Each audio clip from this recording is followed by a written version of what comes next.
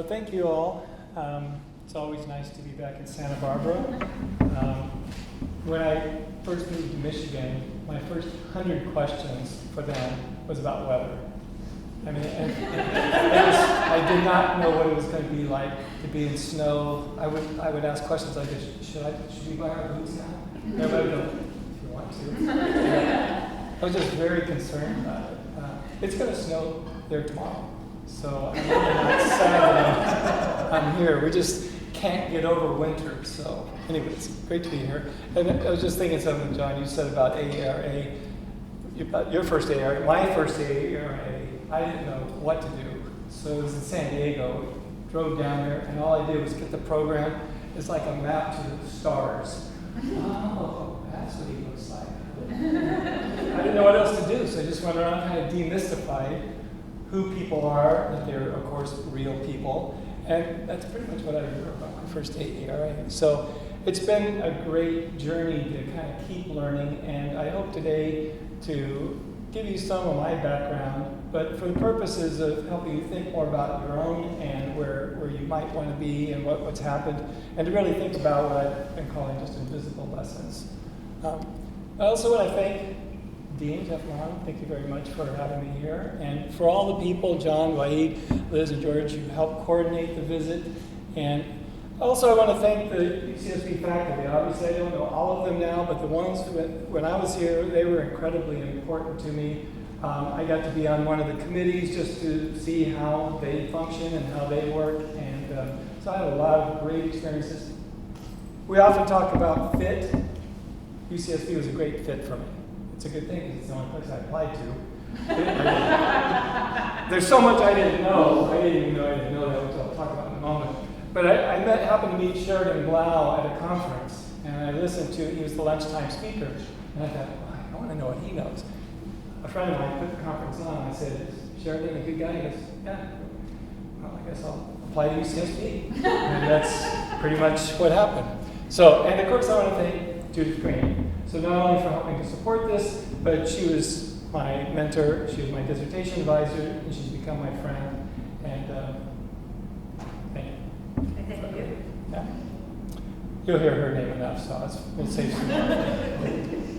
So what I'm going to do is give, first of all, define what I mean by invisible lessons. I know people have done this kind of work, but I'm just thinking about it in terms of the kinds of things that we don't notice at the time. So I'll give you a little more background on that. And then just some brief background as a student. I think it's important because my own journey, there's a lot I didn't know. And I started out as an athlete, so if any of you have critiques of athletes, I was one of them. If you were my teacher, I wouldn't have been your favorite student. I was the kind that said, there's a test, I'm going to give a test. And then some of the lessons I learned being at UCSB, and then some implications. So as I said, what I mean by invisible lessons, these are the ones that we don't really notice at the time. We might not notice till later. For example, when I came here, I would think, if you asked me, is it good to be interesting? Is it good if somebody says, it's very interesting? I would say, yeah, it sounds good. So I might say something to Judith and say, here's an idea. And she goes, oh, it's interesting. And she'd start talking, and I'm first year, and I'm already kind of onto something. Then I learned that actually interesting has a subtext. Interesting because I don't know what else to call it. Curious because I have no idea where you're coming from. And I learned that when I hear someone say, I'm kind of curious, I thought, okay, I better start over because you have no idea. Those really aren't that great of a word. The second type of thing is just, there's many types, but another one I think has been important is when I learned something about, in this case, writing papers. Since I eventually majored in English, which was not my first choice originally, I'll tell you more about that in a moment. Of course, I'd write a lot of papers. Well, I always struggled with finding topics, because I always figured, well, the teacher had us read these books, I have to do something on these books, so I should do something that is relevant, and I don't really know which I should do. So, for example, I did a paper, The Food and Wine in the Iliad. I mean, that bored me to think about it, much less try to write. It's painful to try to write about it. My wife one time, she says, I only write papers I'm interested in. And I remember thinking, you can do that? And it took me a while to fully appreciate that lesson. And now I would say I only write papers I'm interested in also. Obviously there's something to that. If I agree to take a class, someone asks me to write a paper, but I still have some choice. Another one was when I was working on my dissertation, and if you've already done it, you can relate to this. If you haven't, you will be able to. Procrastination. And suddenly I had to know who my great-great-grandfather was. And if I didn't know more about my genealogy, how am I going to get this dissertation done? Well, every once in a while, of course, I would feel guilty. I thought, I'm just procrastinating, I'm wasting time. I should be writing, but I'm not. I'm looking at my great-great-grandfather. Then I realized, as I got on with things, that I went to this when I didn't know what to do next. That I came to some point in the research that I just didn't know what to do with. And so I didn't watch the transition. I would just get to it, I don't know what I'm doing, and just go over and start doing genealogy. But that was another kind of one of those invisible lessons that I realized as I get on with things now even. If I start to go to something, listening to Beatle music or something that I used to do, I know that I'm not sure what I'm doing next on this project. It's not just because I need to hear that music more. So that's really where I'm getting at with these invisible lessons. I think the other thing is sometimes what comes along with some of these lessons, same with saying something like, well, somebody's telling me something, I'm not getting it, I start feeling stupid or I'm embarrassed. We have some stories we carry with us. So even thinking I had a bad day, how'd you, terrible day. Well, of course, we all know there are some days that that are personally really not good, and you still may not forget them, but I'm not talking about the extremes. I'm talking about the times we think we're having a bad day when actually a lot is going on. Recently I had one of those, and I could feel it. I wouldn't call it a fun day, but I wouldn't call it a bad day. It was just a super intense day. And I've learned to recognize those not as bad days, but just a lot's going on. In my role as associate dean, I might be onto something, I've got to get this thing done. All of a sudden, would you mind talking to the student? She's really disturbed by something. Sure. Tell her, come on in. And all of a sudden, here comes a real story. And I have to put everything aside and really focus. So it's that kind of thing where it's not bad, it's just intense. But sometimes we have these stories. If I'm having a bad day, it's not a good thing. Well, you see from the quote, actually, sometimes it's getting us to this other place. It wasn't comfortable, but we're getting somewhere. This quote, it's done in multiple ways, and both these people, I'm sure among others, are ascribed to the quote. And I think we all can relate to it. As I got into my doctoral program more, I certainly started understanding that more. I had taught high school for 11 years. When I came here, I thought I'd do something, but I learned fairly quickly that maybe I should hold on to that for another time. What I want to do, though, is go back just a little bit, because that whole what you don't know, once you think you know something, you realize all that you don't know. That came more later. Early on as a student, I would say there was so much I didn't know, I didn't even know how to think about it. For example, when I started to major in English, I took a Shakespeare class. And I remember the teacher said, we're reading Hamlet. Shakespeare's working on 3 levels here. Can you describe it for us? And here's what I did. I used to do this a lot as a student. Because I know you're going to get tired, and I'm not going to say a word. You're going to have to move on. And that's what I did, because inside, though, I had a lot going on. I have no idea what you're talking about. 3 levels? I mean, where would I begin? I can't even understand this. What do you mean levels? Later I'd understand, okay, something about the literal, the figurative, the thematic, but I didn't know that then. Same with poetry. So I'll come back to this, but I was a business major first, and I didn't grow up reading a bunch of literature. I read biographies, sports things, literal stuff. And so when it became kind of Renaissance poetry, or Emily Dickinson, I was in a class with a professor who said, okay, this is one of my favorite poets. We're going to read Emily Dickinson. So I read it, I thought, I'm going to die. He was on for 3 weeks. I thought, we're on an island. He said, if I was on an island, this would have to be the book, the complete works. I thought, you would be killed and the book would be thrown because I cannot handle that. Well, that's how much I didn't know. So when I took the Renaissance poetry test, what we were supposed to do is he gave us different poems. We were supposed to identify the poet, describe the style, and then talk about the themes. I just got enough. I mean, here I am a major, and I have no idea how to do this work. And a friend of mine in the class, a woman, she would write me poems. I would read them. after class, so what do you think? I go, about what? She goes, about what I wrote. I go, it's a poem. I don't know what you're talking about. I mean, I just failed the test. How do you? And I think this is what I was like for a long time. And of course, most of us in here work with students. We realize that and we're trying to pull them out of that. On the other hand, remember when teachers say there's no stupid question, that's not true. They've learned that there are stupid questions because teachers go, okay, let me say that again. Right? Stupid question one, those kinds of things that signal to us. So I mentioned I was an athlete. I thought I was going to be a pro baseball player. I didn't know. I really thought that I wanted to be trained really hard. And due to many factors, I started realizing that maybe I'm not going to be. And so I decided I was going to major in accounting. I only had two reasons to major in accounting. Number one, what do you major in? Accounting. Huh? To be a CPA? Yeah. Easy.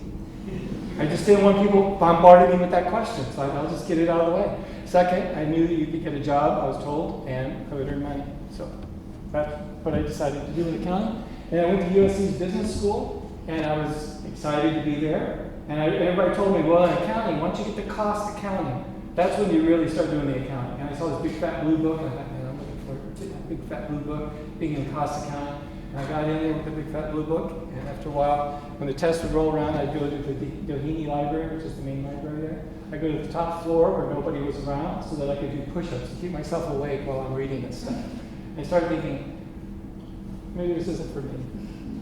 But I did have a great conversation. And right in that time period, as I was shifting, I started to realize that there's a lot I don't know, but I'm starting to understand more what it is I don't know. One thing was calculus. It kept coming up. One class, there was price theory.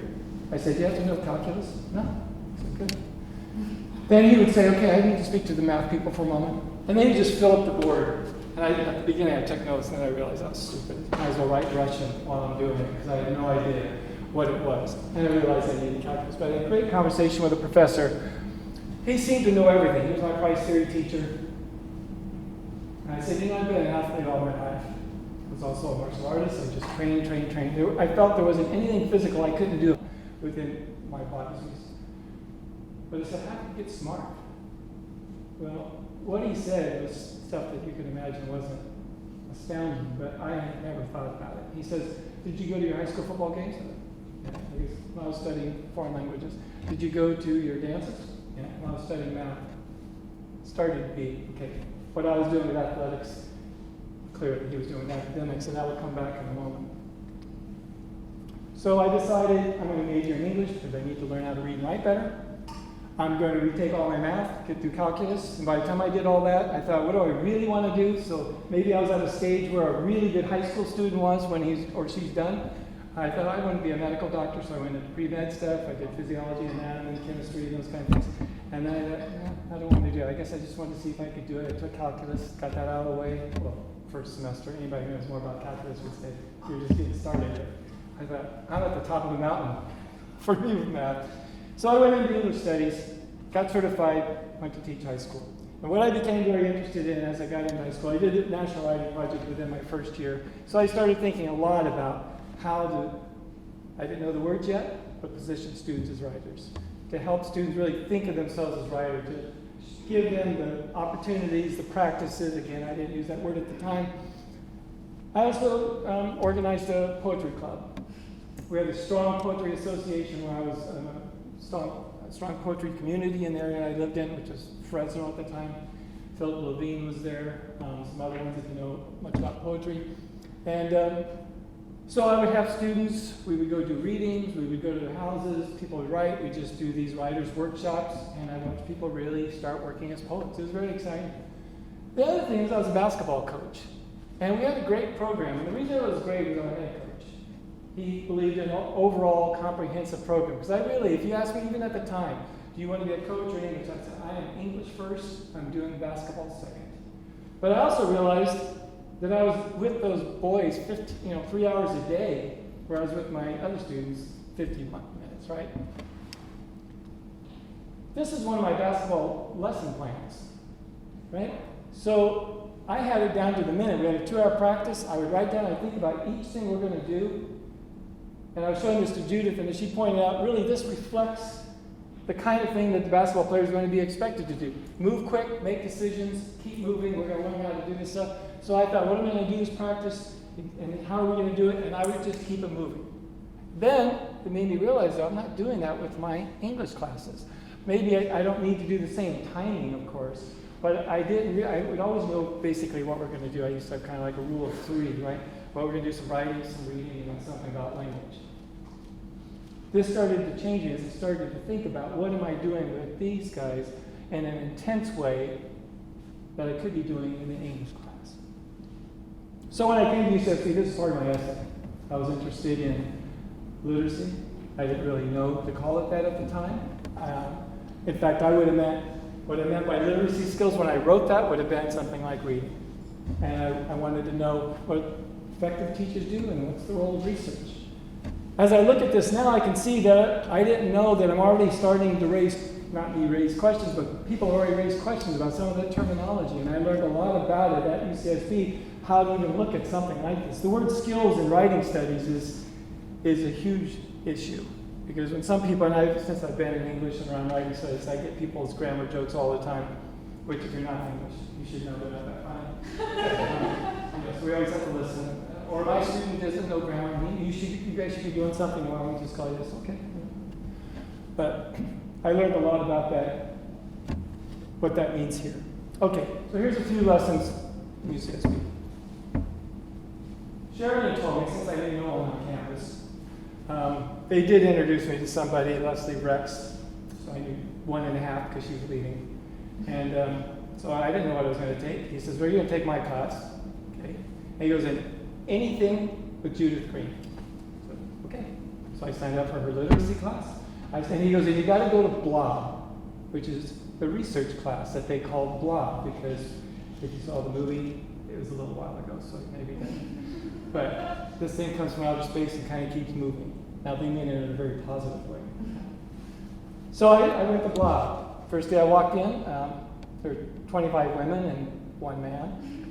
I've been in education. I was in banking. It wasn't that big a deal to me, but it's not like I didn't notice. And then sometime during the first couple of times, I said something. And I would have said, like, I was a teacher and I was thinking this or that, and this is exactly what I thought. So anyway, and I thought, can anybody hear me? I'm not even sure. And so I would go home and kind of whine. I don't know if anybody can even hear me. What I learned at the same time that this is happening, I'm also learning about ethnography. I'm learning about discourse analysis. I'm learning how to observe. I'm learning a lot more about how to listen. I didn't fully appreciate that yet, but that's what was happening in my classroom studies. I realized later that this question shows where I was coming from. I was very used to, of course, a personal kind of opinion perspective, that my opinion should count for something. I learned that maybe that's not necessarily true, that everyone is entitled to their opinion, but of course we don't have to listen. That you might need to make more of a compelling argument, have a little more evidence or something. I realized that really the question isn't, can anyone hear me, but for me to go into a new group, how do I enter a group? How do I learn what counts here? How do I learn what I might contribute to, and maybe what I need to just watch and listen, and maybe even decide whether this is a group I'm interested in? I didn't know how to do that yet. So, any of you, if you remember in graduate school, we're supposed to do original research. So we're trying to figure out something we might do. And then we come up with some idea, think, oh, this might be pretty good. And we go to the library to see if there's anything on that, because it's my idea, so it's probably so new, no one's thought of it. And then you go there and you just see a row of books with the same title, and you think, what's there to write about? It's all been done. And that was what I felt. And then I would sit in Judith's or Carol Dixon's office and just stare at their bookshelves. And one day I looked at one of her shelves, and I said, if I just read this shelf this year, I still have all these. I don't know how I'm going to do it. She goes, that's right. Can't cram 30 years into 1 year. I didn't fully know what that meant, because I'm thinking professors know everything. They've read everything. In fact, when I asked Chuck Baseman the same type of question, Judith and Chuck Baseman reacted the same way, by the way. When I said, how do you read everything? They didn't say, oh, well, let me explain. They both said, You don't read everything. And I was like, well, what do you mean? And then they gave what now I know is more of the answer. They were showing me how to do it. Well, sometimes you just look at the title and you think about it. Sometimes you look at the table of contents and you think about it. Sometimes you have a conversation with somebody who wrote the book and try to get information from that person. Sometimes you read a chapter, sometimes you read the book over and over. It depends what the purpose of it. Well, I hadn't really thought about it that way yet. Remember, when I was in high school, if I read a chapter, once was enough. In fact, I asked a friend of mine, how do you get A's? He goes, well, I read the chapter 3 times each. I thought, I'll stick with what I know. That didn't really last for real long, but I tried it. I used to also have a rule of thumb, no studying after midnight. Time to stop. Self-imposed rule. This also then started helping me think about this as a career. And even as I was getting ready to go on the job market, since I'm an English educator, I did my research in a studio art class. I questioned to our now friend, Judith's friend, David Bloom. I said, is anybody in English ever going to care that I, about studio art? He said, it's your job. Show people why they should be interested.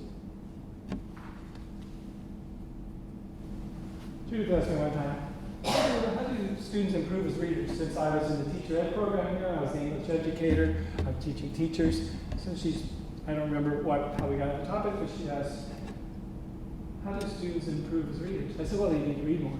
She said, so if they read more, they'll improve? And of course, I'm sensing a trap.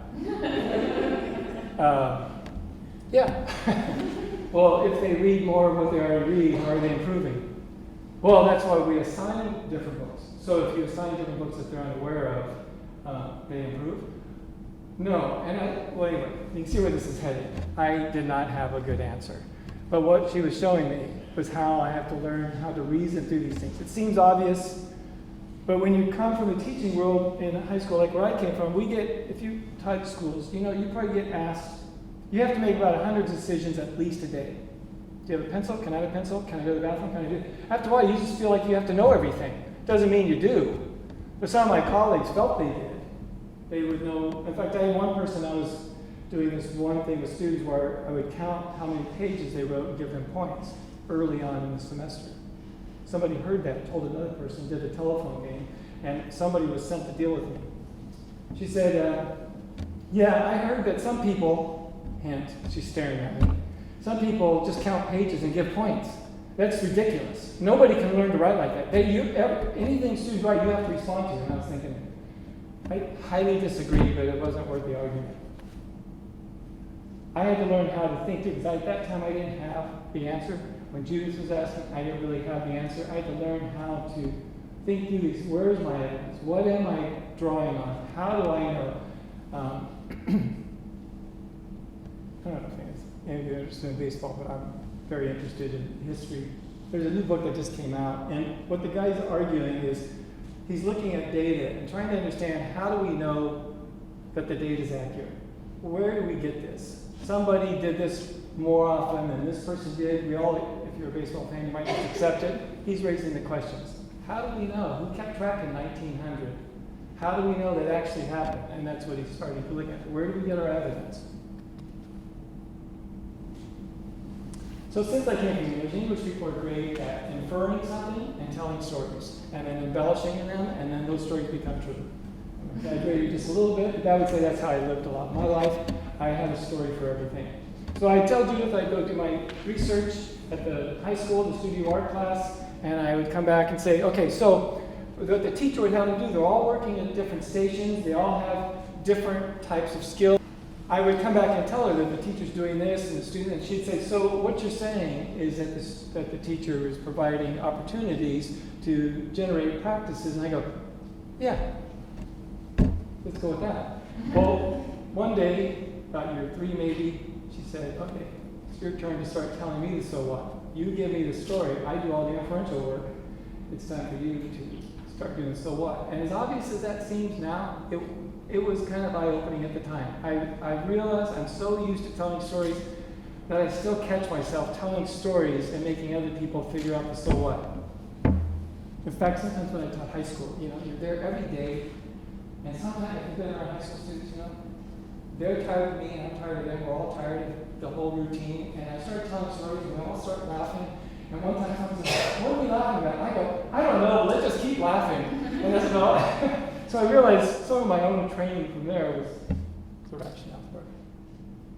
I wanted to give you guys one thing, just on methodology. For my second year project, we agreed that I would take this videotape, transcribe the whole day, and then analyze it. I said, okay. So I went, and all of a sudden I realized how long this was going to take me. I sat down and started doing it. I go, oh my gosh, I've been here for like 3 hours, and I only have like 20 minutes time. I just think, what is this going to, so I talked to Judy, she says, yeah, it's a lot of work. So I'd go to the lab and just keep doing it. I said, do I have to do the Spanish? She said, get everything you can. I just go back. After a while, I said, I'm not doing all the Spanish. I don't know what they're saying. I started making my own decisions. Of course, nobody was really punishing me for it. This is something I have to learn to do. Then, by the time I got done, I had no idea what I meant to analyze it. I know I was in course we're talking about it, but also I'm faced with a whole huge amount of paper. And so I thought, well, I just go, I guess, phrase by phrase. And I know that will keep me here till the next century. But until I knew what to do, I decided I would just keep doing it. And eventually I started making some decisions on what I need to do, or what the problems were, or what my questions really were.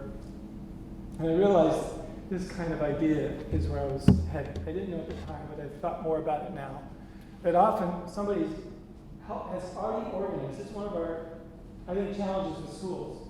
Teachers spend a lot of time working. Any teacher will tell you, I've spent so much time preparing, and the students act like either they don't care or didn't get it. My wife's a sociologist, and she's a professor, and she was saying that just recently. She's looking at these final exams, some students were failing. She said, geez, I gave them the questions, I did this, I did that, and they're failing. It's really bothering them.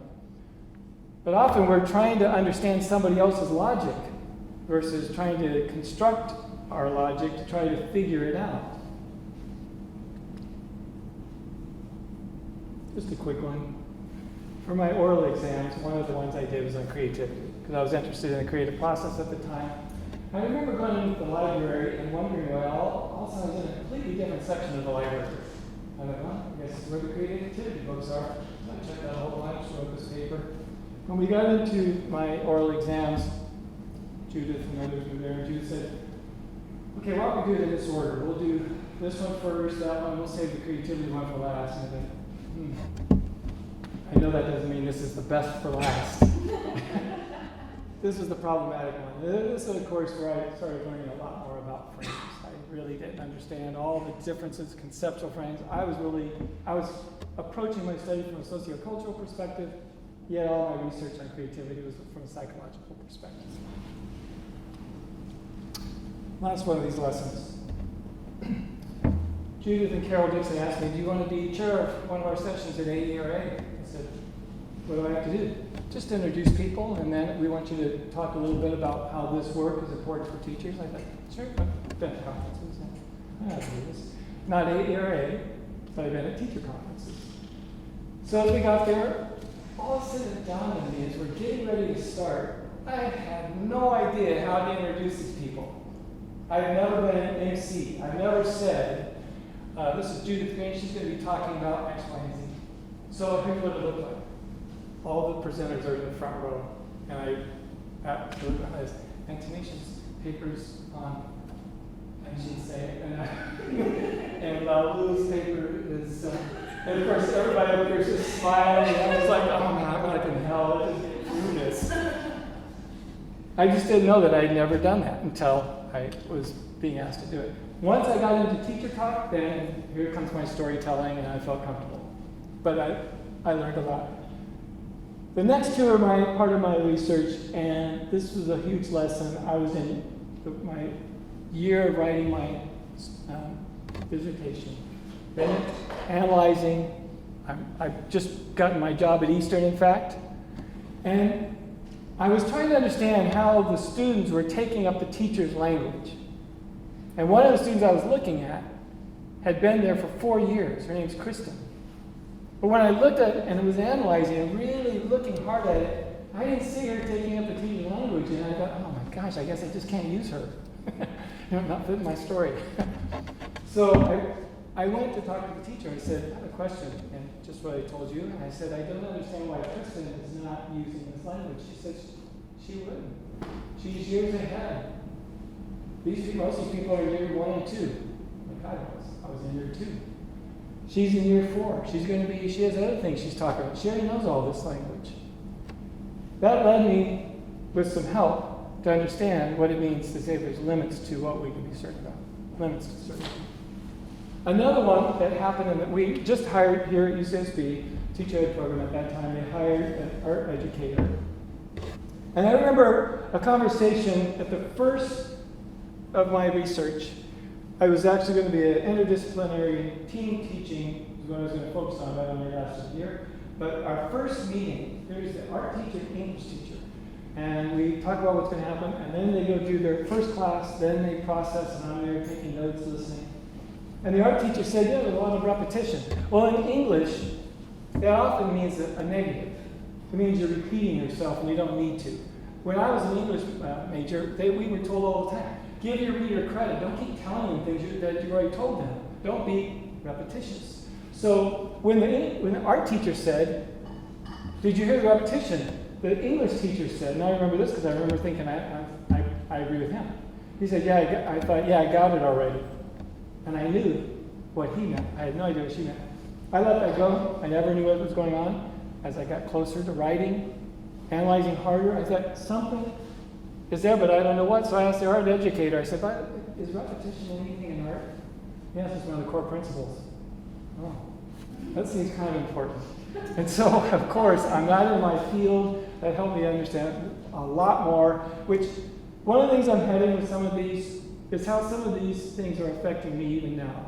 Because as an associate dean with 18 departments in College of Arts and Sciences, I'm talking with scientists, I'm talking with people in the arts, I'm talking with people in the humanities, and sometimes they're telling me things, of course, I don't know about. But I've learned that I don't have to know, I have to learn to listen and ask questions.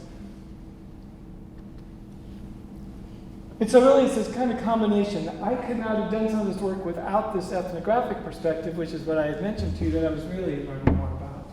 How to really observe. How to observe when something's happening, when something doesn't make sense. And I'm in these conversations quite a bit now. You ever wonder why some administrators always have that poker face and they don't even seem to smile? I know where that comes from now.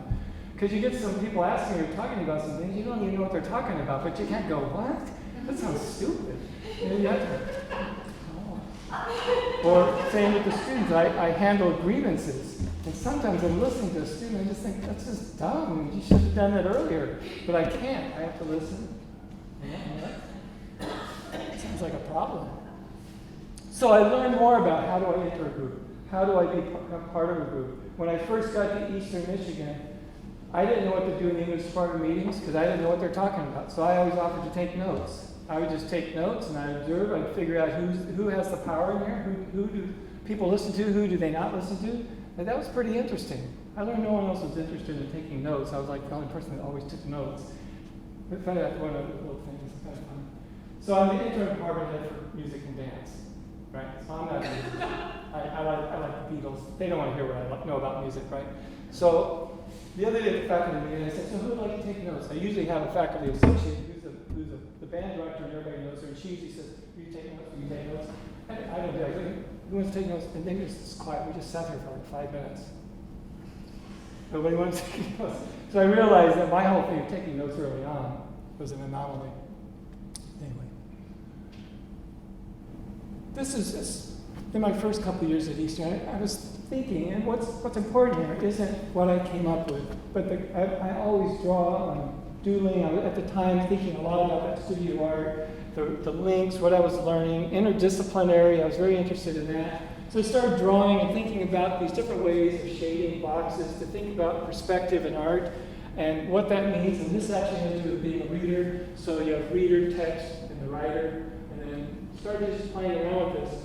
What's most important about this isn't so much what I came up with, but the kind of thinking that I was starting to do. that I was realizing I don't have to just know, or that the book isn't just in the library for me to read it, but actually I need to think through it to decide what I really think about, play with some of the ideas that other people have presented to me, to see what I think, to see if it makes sense to me. And if it doesn't, try to understand why that part, where's the gap? Either it's in my thinking or I need to go back and reread it. My preparation here helped me to look at this question. Early on, just when Wikipedia was coming out, people were just deaf against it in the English department. No, students shouldn't be using Wikipedia. That's ridiculous, that kind of talk. And I remember thinking even then, why are they saying that? So I went to look at the Wikipedia, this was when it was first coming out, and I was impressed with the whole first few pages, because it explained how knowledge was going to be made at this site. Encyclopedias didn't do that. They just give you maybe the list of contributors, but they didn't tell you how it happens. And then you read it, and I remember growing up as a kid, we just copied that. That's how we were getting our information. So I questioned that. I learned to question any of these kinds of statements. I told you, being an English person, I get things like, well, they need more grammar, they need the basics. I just disagree. I mean, scientists, do they need to memorize the periodic table first before they do anything? Everybody I've talked to in science says, no, get kids to start being interested. I talked to Brian Brown, who went to school here, science educator at Stanford, and he says, no, he didn't answer my question, he's doing his own talk, and he says, if I want students to understand about, I can't remember the exact word, let's just say force, he goes, I'm just going to take them outside, we're going to light up a rocket, we're going to talk about, wow, how'd that happen? And get them to start thinking about it. I'm always thinking about some of these questions. How do I support faculty? How do I help them think about their own research, what support we might give them, what support they need, how what they're doing links with others, because the advantage I have, I'm talking to all kinds of people. They may be only in their department, they may not know who else is working on things. What do students need access to? What should I be pushing for? What do I need to know more about? Who knows more about it? How do we think? These are huge questions that are ongoing. But the training I had here really prepared me. In fact, I have to say, even after year 1 and 2, I told Carol, I told Judith, I told Sheridan, I said, UCSB prepared me for what I'm doing. I didn't have all the answers, but it helped me learn how to think about the questions, or the questions I need to be asking. And I already talked about this when things come up. Like Michael Agar calls a ridge point. When something's happening and you just don't know what, it's worth exploring versus letting it go and saying that person's stupid. We're under huge amounts of pressure. I'm at a regional state university. It used to be called a state-supported university. They used to give us about 70% of the money we got. We now get about 17 to 20%. And that continues to go down as expenses keep going up. Now everybody complains about our tuition because we're the equivalent of the state schools here, and of course tuition is going way up. My daughter graduated in 2011. She wanted to take a graduate class a couple years ago. She said, geez, it's gotten really expensive. Just in a short, because 5 to 8% every year, it keeps going up. I have not bought a textbook in a long time. When I ask students how much, I was shocked. I would say most faculty who've been teaching a while don't necessarily know, at least where I'm at. $300, $400. I mean, my daughter's going to the University of Michigan, so I do know some of the prices. When I looked at this is so problematic that even the question already has an answer. You already know what you're supposed to answer. No, they're not learning it. I disagree. I think one of the things we have to learn, what I'm trying to understand more about, especially in my role now, is how do we learn how to talk about what we know students are learning. Those invisible lessons are hard to chart. They're hard to, even if, I started thinking about a taxonomy of them. Okay, you could go through and really observe and create a taxonomy, but how do you present that and tell people that they're learning more through the interactions, whether it's online or a person, that's another question. But how do we do this? This whole picture, I mean, and yet this is in the New Yorker. This is something that people start talking about. If you go out, if I went out on my campus and just did a survey, do you think public schools are failing or succeeding? I bet 90% would just say failing.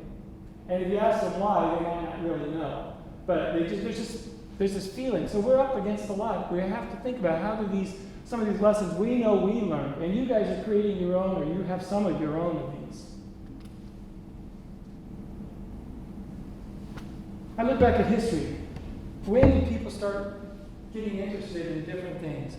This is a group of students who said they wrote a book. They wrote a book because people were saying at the school they were at, this was a test school, they were going to get into college no matter what the grades were, as long as they completed certain things.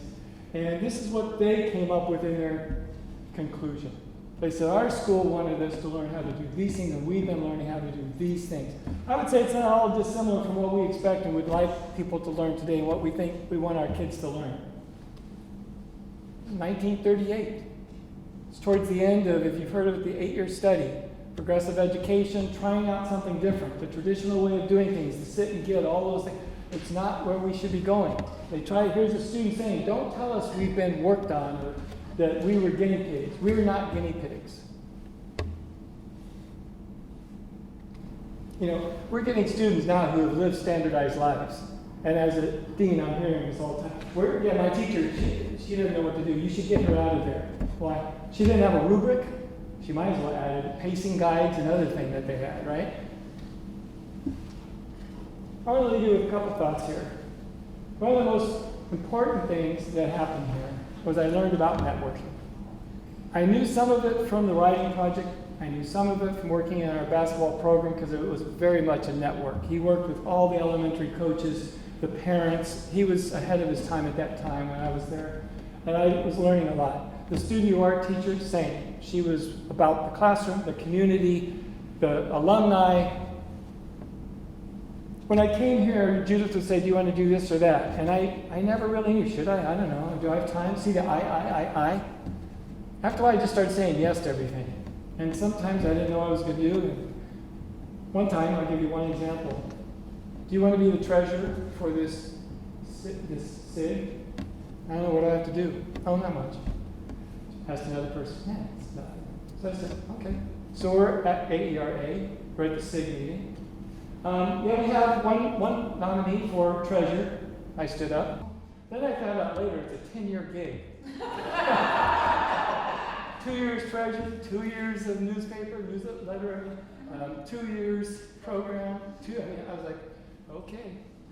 Well, at the time, it did feel overwhelming. By the time I was done, it's been one of the most important parts of my career. I started meeting more people. Of course, I understood about how one group's history. Then you look at all these other groups, and they have their history, and you start developing a deeper appreciation. I wouldn't have done that if I didn't say yes to something I had no idea what I'm saying yes to. So yes, we end up trusting some of the people. But envisioning, conducting research with other people, some of the people you're working with here, I just highly recommend if you haven't already started to look at them as some people you might want to do some research with. Even if it fails.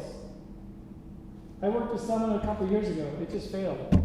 We met all summer. We met into the fall. We're on Skype. We got along fine, but I was supposed to help her with the ethnography part, which she had no training in. She said, I have all this data. I know something's here. And I said, well, what are you interested in? Something's here. I know. I go, well, what are you interested in? Something's here. And I thought, man, this isn't working because I can't. This is my 2-year project, my 2nd-year project, right? If you don't know what you're looking at, that's what I came to terms with. The reason the analysis for that 2nd-year project was so hard for me is I had no questions. Of course I couldn't. I don't even know what I'm looking at yet. I had to develop some. Recently, Judith and I had an edited collection. What's most important about this is with people from UCSB, with people from different countries, thinking about what about programming. Now that we have different ways of doing education across the world, we have different people describing different projects that they're working on. What I learned has led me to think about people talking about deeper learning. I don't really know what that is, but the ethnographic training I started thinking about, trying to understand what they meant. Invited to do a chapter in this book, and he said they have to have deeper learning in there, and he had a couple other things. I thought, okay, so I would just kind of put him in like a doorstop or something. And you got to explain it more, and so I had to really get in. But the more important thing is I knew how to think about the topic, think about what I've been doing, to think about how this might inform this conversation here.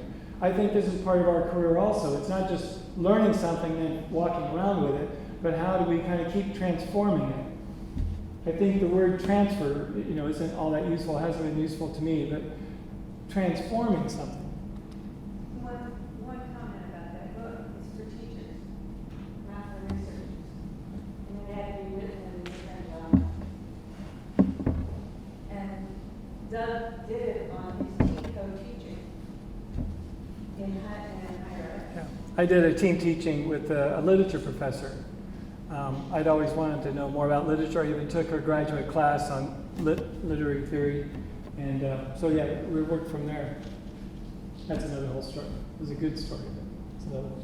I want to leave you with one quote because I realize that as I've written papers, and each time it seems really difficult. One time I was working on a paper with Judith. We got to about, and I was keeping track of hours because when I was first starting, these seemed to be forever, and I didn't know how to think about this. So I was charting everything, and we had been on Skype for 150 hours when we realized it wasn't working. And we had to do it all again. I was like, oh my goodness, But I've learned that there is no fast way. I mean, you might have a different way. You might not prefer that way or whatever. But I realized a lot of these papers probably take a good 100 hours, depending on what you're trying to do. Philip Seymour Hoffman, I like this quote. It says, I'll read it to you if you don't mind. My mid-20s, an actor told me, acting ain't no puzzle. I thought, ain't no puzzle? You must be bad. You must be really bad, because it is a puzzle. Creating anything is hard. It is a cliche thing to say, but every time you start a job, you just don't know anything. I mean, I can break something down, but ultimately, I don't know anything when I start working on a new movie. You start stabbing out, you make a mistake, and it's not right, and then you try again and again. The key is you have to commit, and that's hard because you have to find what it is you're committing to. I love that quote because it made me think when I was writing these papers and trying to learn how to do it and trying to figure out what am I really doing? Am I just doing this to get a publication? Which I'm at a state school. I don't have to worry about it in the same way at a research one. And I realized I can't do it for those reasons. I'm not dismissing the need for it or how people think about it. I'm just saying for me, I've had to know what I'm doing, what I'm committing to. And that however it's going to take, now I know how long a paper takes, even if I said 100 hours. It takes what it takes. It takes as long as it takes. At one time when they said I've been working on this for 5 years, I thought, man, dump it, on to the next. I had no idea what it meant to be working on things 5 years. Now I know more about what that means. That's all I have. Thank you very much for listening, and any questions?